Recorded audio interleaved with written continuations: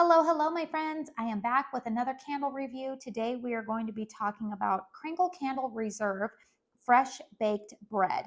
Now, this candle, I can't remember when it was originally released. I want to say that it came out when a bunch of Gourmand Reserve candles were launched. I want to say it was in the spring of 2023. And for a long time, it was out of stock. And then in April of this year, Kringle surprised us with bringing back quite a few previously sold out reserve fragrances, with this one being one of them.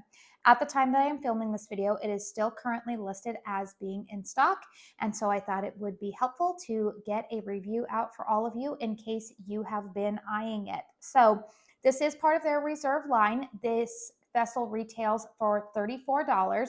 The thing that makes it a little bit different from the regular, large tumblers is obviously the packaging, as well as I believe that the fragrances that they come up with for this reserve lineup are a little bit more conceptual, and some of the fragrance oils are a little bit different than what they're a little bit like higher end, I would say, compared to what they put in their normal jars.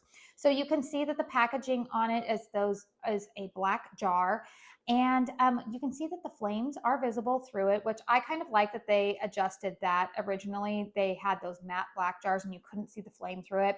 But I do like this route that they went with. And I think that since they've done that, I've also noticed that you don't really hear as many complaints about the vessels breaking. I know that that was an issue in the beginning with some of this reserve lineup. All right, so let's go ahead and talk about the fragrance notes and the pour date of this candle. So the pour date of this specific candle that I am reviewing is May 21st, 2024. So this candle, at the time that I am reviewing it, like just turned 2 months old. It's a baby. And we've got fragrance notes here. Top notes: bakery flour, creamy milk. Mid notes of buttery baguette, toasted wheat. Base notes of fluffy musk and savory accord. All right, you guys. So this is the third type of bready candle, quote unquote, that I have purchased from the reserve lineup. I have purchased and enjoyed sweet and savory. I will probably do a dedicated review on that one sometime this summer for you guys. And then you guys also know my love for Easter brunch, which wasn't a reserve candle. That was part of their Easter collection this year. But considering that I have had success with two other bready fragrances, this one intrigued me when it came back. And I thought, you know what? I do want to go ahead and test that one out. So what does my nose smell on this? I'm going to tell you guys, it's really interesting, first off, that they list a fluffy musk accord in those base notes, because I actually do detect that. Truthfully, you guys, when I got this one in and I smelled it on cold, I was like, ooh, I don't really know what I think about this, because truth be told, you guys, this doesn't really make me think initially of of bread. Yes, I do think that it's a conceptual twist on bread, but in terms of like when I burn this, do I think that I'm walking into a home where a loaf of bread is being freshly baked? No. And the reason why I say that is because there is a muskiness to this. It's almost slightly perfumey to me. It's like, in a weird way, it's like perfumed bread. I don't even know if, I mean, that does not sound appetizing. Um, I get a little bit of like, you do get the creamy milk in there, the bakery flour. There's no sour note or anything like that. I do detect toasted wheat, like a baguette. All of the notes that they are listing here are there. It definitely smells like bread. However, it comes across a little bit perfumey to my nose, and that is the best way that I can describe it. Honestly, you guys, this fragrance is not going to be a repurchase for me. There's something about it that just isn't hitting right for me. So like if I could list the bready fragrances that I have loved already from Kringle, number one is going to be sweet and savory. I love that scent. Now that is more of like a molasses pumpernickel type of bread. They hit the nail on the head with that one. It was the perfect balance of what the title is of that candle, sweet and savory. Easter brunch was what I think Bath and Body Works almond croissant was trying to be. It was buttery, it was savory. There was a hint of almond, but it wasn't coming across as almond extract.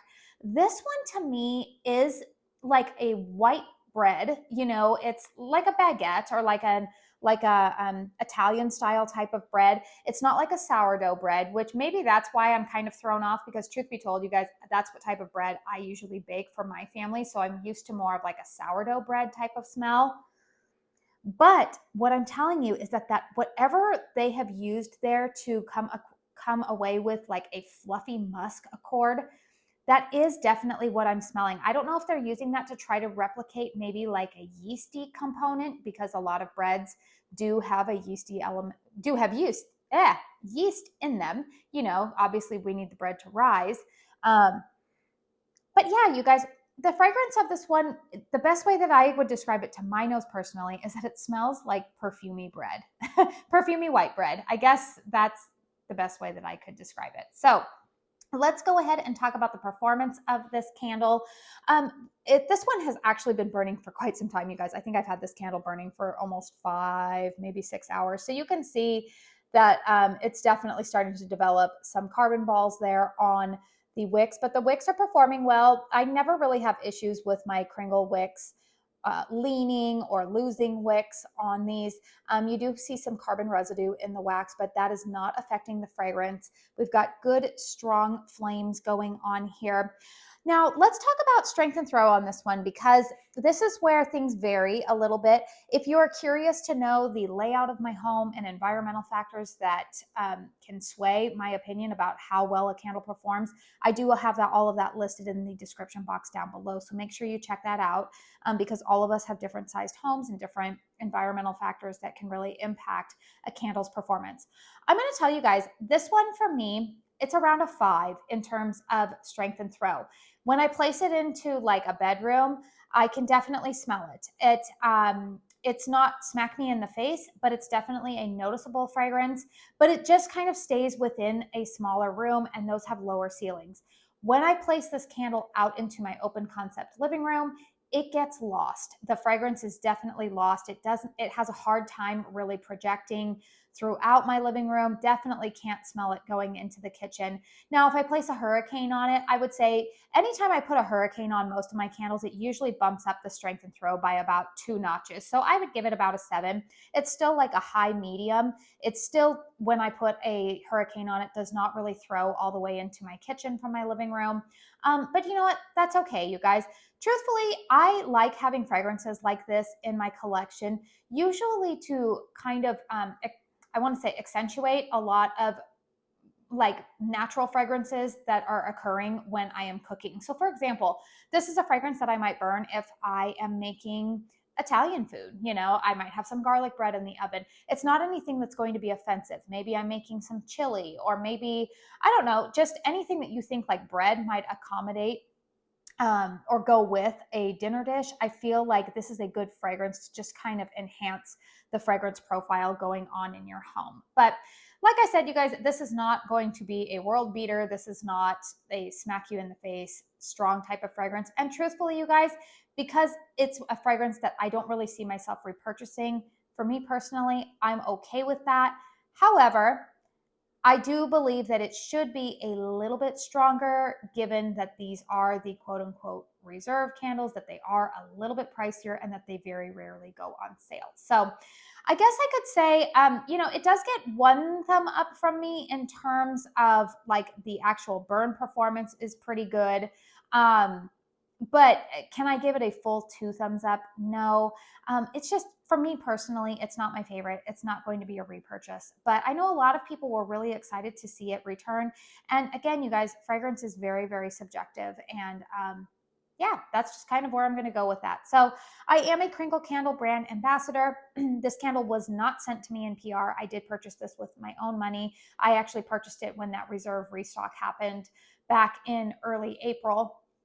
But I do have a discount code with Kringle. It is Katie15. It will save you 15% off of your purchase at Kringle Candle. It usually does not apply to sale items. You can always try it, but considering a lot of these reserve candles really never go on sale, and if you're curious about this one or any other of the reserve candles, that's when you might want to use a discount code with it. I know right now they are currently having their Memorial Day sale going on. They've actually got some pretty good deals, especially if you've been eyeing the ramekins or the the 3 wicks. I personally did not have a very good experience with the burn performance of a lot of those ramekins. I actually had 2 of them, and both of them they got puny wicks on me like halfway through the burn. But the 3 wicks I highly recommend. And so there's some screaming deals going on. I want to say probably through at least Monday, Memorial Day, on those. So if you happen to be placing an order for those and you wanted to throw in some reserve candles, my discount code should apply to at least the full priced items, but it won't apply to any sale items. So you guys let me know in the comment box down below. Is this one that you guys currently have in your collection? Have you had your eye on it? Do you guys agree with me that there's kind of a little bit of like a perfumey element to that? Or are you like, Katie, I think they're just trying to make that be like the yeasty scent and your nose is weird. It's okay, you guys. You can tell me that too.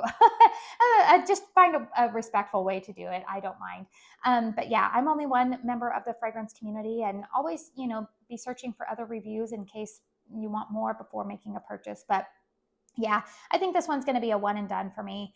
Can't really give it the whole 2 thumbs up. If you are leaning more towards bread fragrances and you tend to have similar preferences that I do, definitely 2 thumbs up for Sweet and Savory. That's one that I actually repurchased. Yeah, I would go with that one more than this one, but that's just my own personal preference. So I'm starting to ramble like I always do. Please make sure you hit thumbs up if you like this video, if you found it helpful. It really helps me out with the old YouTube algorithm.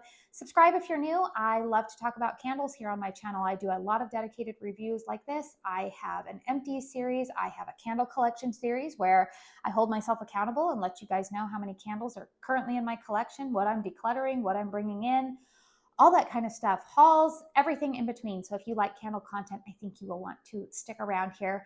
I do want to say thank you so very much for spending your time here with me today. And until my next one, I hope you all go out and have a very blessed day. Bye.